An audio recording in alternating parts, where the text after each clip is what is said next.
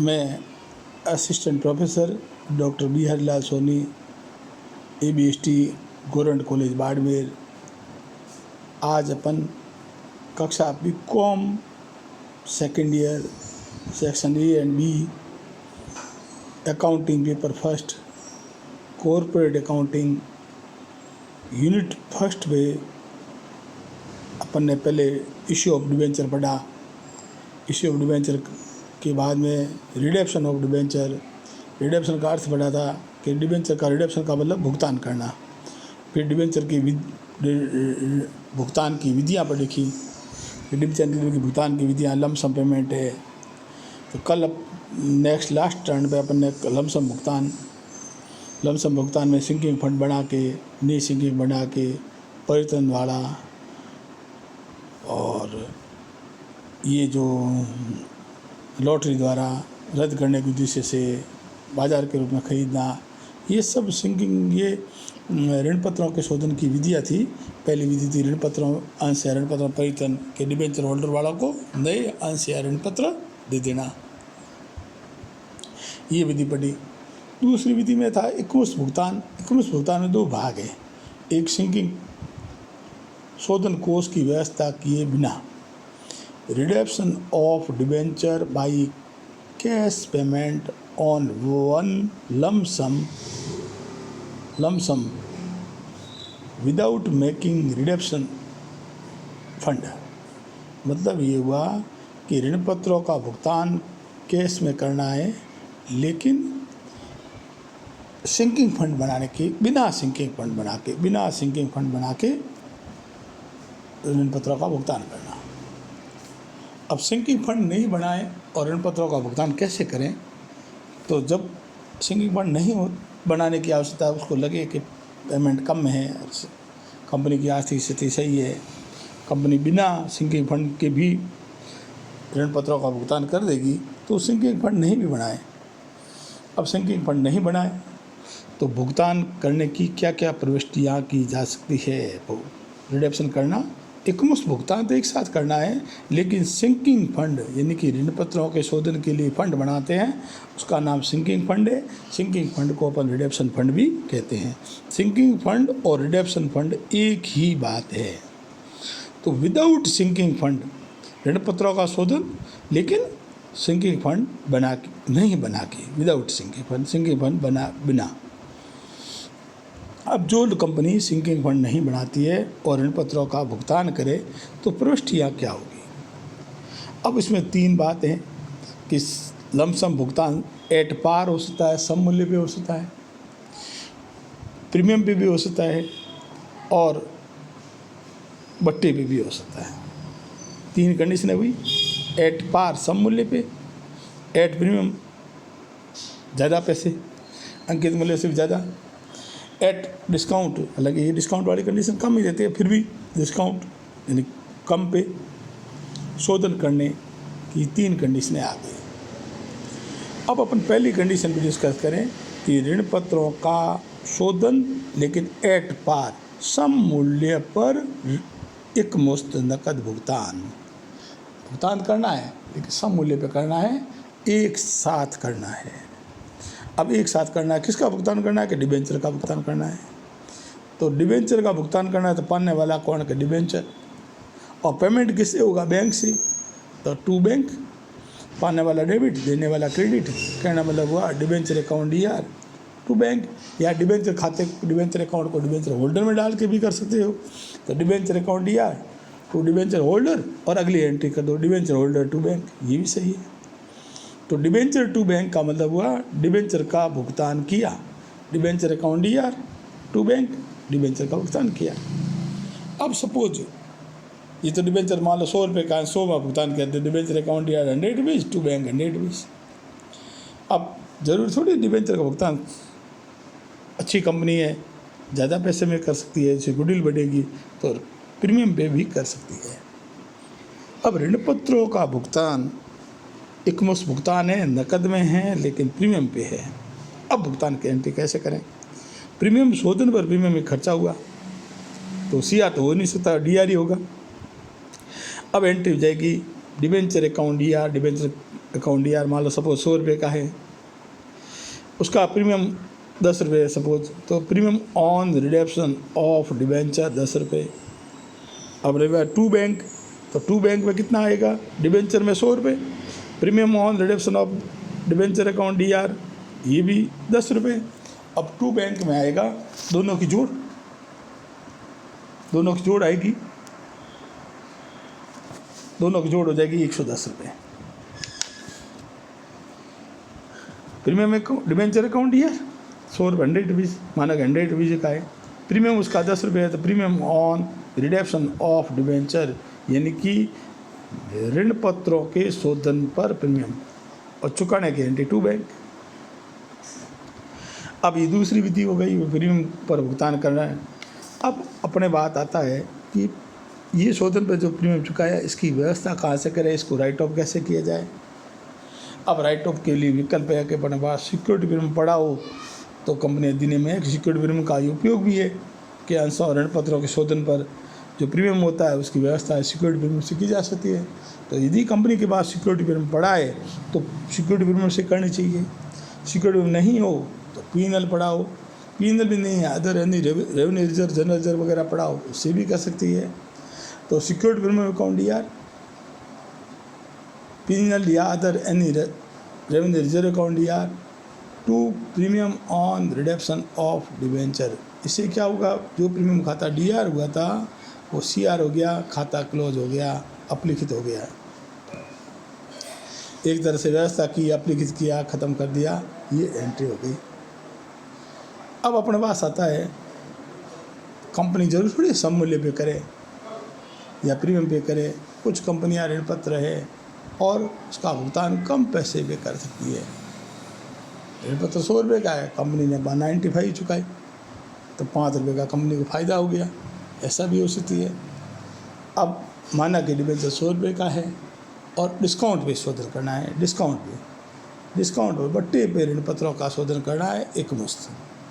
Entry क्या बनी, debenture account D are suppose 100 rupees का है, 2 बैंक माना 95 में चुकाती है तो 2 bank 95, to profit on redemption of debenture जो डिस्काउंट की राशि से होगा, प्रॉफिट हुआ भाई 100 रुपये, debenture account D R 100 rupees, 2 bank में 95, 5 रुपये कम पड़े 2 में, तो 5 रुपये का लाभ हुआ, लाभ सी आर होता है, तो profit on redemption of debenture 5 रुपये, कुल 100 का हो गया। अब ये पूंजीगत लाभ हुआ आयगत, तो ऋण पत्र खुद पूंजीगत है और इसका लाभ भी पूंजीगत है। अब पूंजीगत लाभ कहाँ ले जाया जाए, ये भी है। शोधन पर जो प्राप्त पूंजीगत लाभ है वो कैपिटल रिजर्व में यानी कि पूंजी संचय में ट्रांसफ़र करना चाहिए। अब इसकी एंट्री क्या करें, profit on redemption of debenture account D R to capital reserve, capital reserve में चला जाएगा। जो profit on redemption of debenture D R था वो सी आर हो गया, सी आर था वो डी आर हो गया, और to capital reserve C R हो गया। इसका मतलब उसका प्रॉफिट कैपिटल रिजर्व में चला गया, क्योंकि ये लाभ पूंजीगत लाभ है और पूंजीगत लाभ को कैपिटल रिजर्व में डालते हैं। रेवेन्यूगत लाभ होता है तो जनरल रिजर्व में डाल देते हैं। अब अपने पास क्या हमने आज के किस बारे में डिस्कस किया, एक बार उसको ब्रीफ में वापस देखते हैं। किसके पढ़ा क्या आपने भी, आज क्या टॉपिक पढ़ा, तो आज अपन ने ऋण पत्रों के शोधन की सेकंड विधि देखी। ऋण पत्रों के शोधन की सेकंड विधि है एकमुश्त भुगतान। एकमुश्त भुगतान में भी 2 है, सिंकिंग फंड बिना बना के और सिंकिंग फंड बना के। तो अपन ने जो आज पढ़ा वो सिंकिंग फंड बिना बनाए, विदाउट सिंकिंग फंड ऋण पत्रों का भुगतान करना, redemption of debenture by cash payment in one lump sum, lump sum मैंने एक साथ, और विदाउट मेकिंग रिडेप्शन फंड का बिना बनाए सिंकिंग फंड को या रिडेप्शन फंड को, एक ही बात है। सिंकिंग फंड या रिडेप्शन फंड नहीं बना के कंपनी की स्थिति अच्छी हो, आर्थिक स्थिति, तो सीधा भुगतान भी कर सकती है, मना नहीं। अब भुगतान के 3 तरीके पढ़े, 3 तरीका। पहला तरीका ये भी पढ़ा कि सम मूल्य पर एकमुश्त भुगतान हो सकता है, हो सकता है प्रीमियम पे हो और हो सकता है बट्टे पे हो। सम मूल्य का मतलब जो डिबेंचर जितने रुपए का है उतना ही शोधन भुगतान दिया जाए तो सम मूल्य होगा, उससे अधिक किया जाए तो प्रीमियम, उससे भी अंकित मूल्य से कम भुगतान किया जाए तो एट डिस्काउंट। अब एट पार सम मूल्य पर, सम मूल्य का मतलब पूरा पैसा देना। सपोज डिबेंचर 1000 रुपये का है तो 1000 पूरे दे दो। तो डिबेंचर अकाउंट एंट्री क्या बनी, डिबेंचर अकाउंट दिया टू बैंक, डिबेंचर अकाउंट दिया टू बैंक 1000, इसका मतलब 1000 रुपये का डिबेंचर है और कंपनी उसको 1000 रुपये नकद भुगतान कर रही है, ये सम मूल्य पे हुआ। सम मूल्य के बाद में आ जा प्रीमियम पे, प्रीमियम पर एक मुश्त भुगतान। प्रीमियम का मतलब अधिक पैसा देना।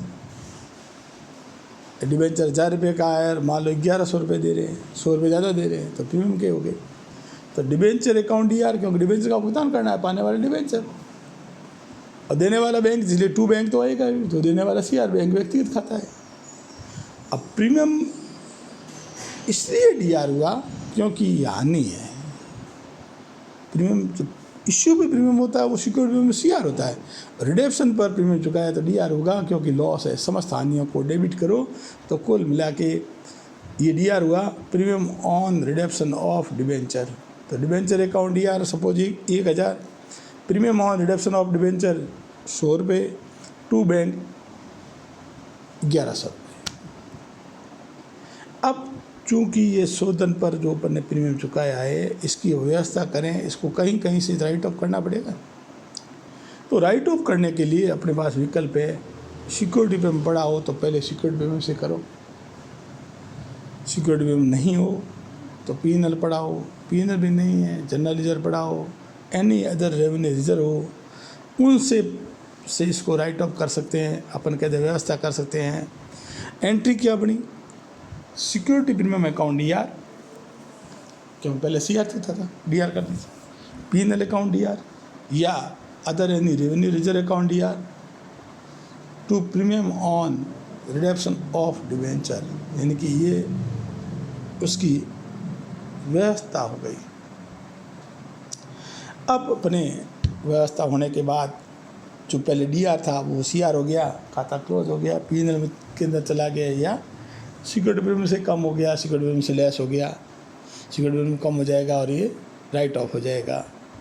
अब इसके बाद में बारी आती है तीसरी टाइप केस, जिसमें बट्टे पर भी शोधन कर सकती है कंपनी। ऋण पत्रों का बट्टे पर शोधन, बट्टे का मतलब अंकित मूल्य से कम।